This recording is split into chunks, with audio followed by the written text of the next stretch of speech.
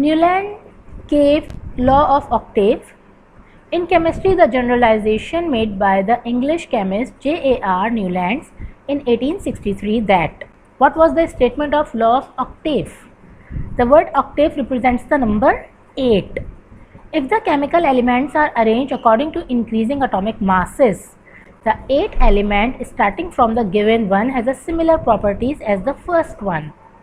Alright, it means those elements with the similar chemical and physical properties occur after each interval of 7 elements. Alright, look at the octave made by Newland. Lithium, beryllium, boron, carbon, nitrogen, oxygen, fluorine. These are the 7 elements. Then the 8th one is sodium. It means the first one is lithium and 8th one is sodium. So lithium and sodium will be having similar physical and chemical properties.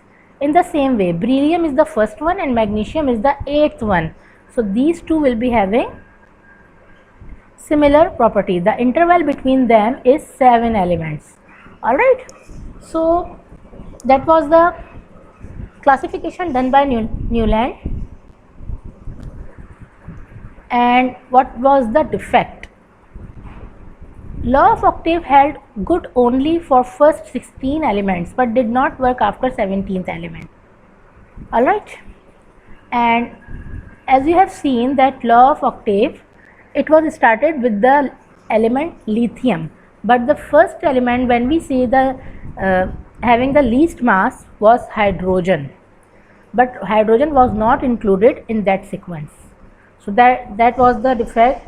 That's why these laws, the Dobriner classification and the Newlands, failed. And after that, who was the next? Lothar-Meyer's classification. Meyer is best known for the share he had in the periodic classification of the elements.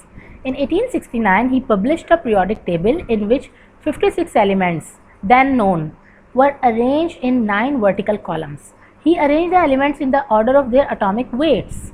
They fall into groups in which similar chemical and physical properties are repeated at periodic intervals. And Lothar-Meyer made an atomic volume curve. You can see this one, and in your book it is given on page number 60. So you can open the book also.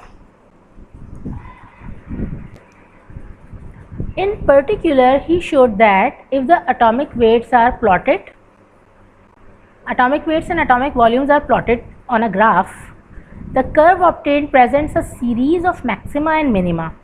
The most electropositive elements, alkali metals, so lithium, sodium, potassium, rubidium and cesium, okay, they appearing at the peaks of the curve.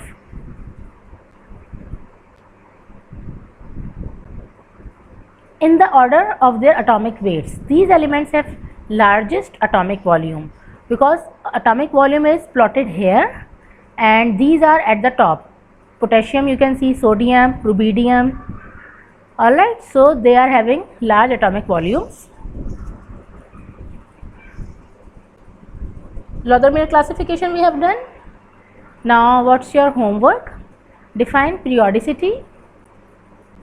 State following laws, law of triad and law of octave. I have also given you the statement, and statements are also written in your book, but how you will write? First give the introduction of both of the laws and scientists, and then write down the law. When you are going to write down the law, write down the heading of a statement and write the law in the center of the page in inverted commas.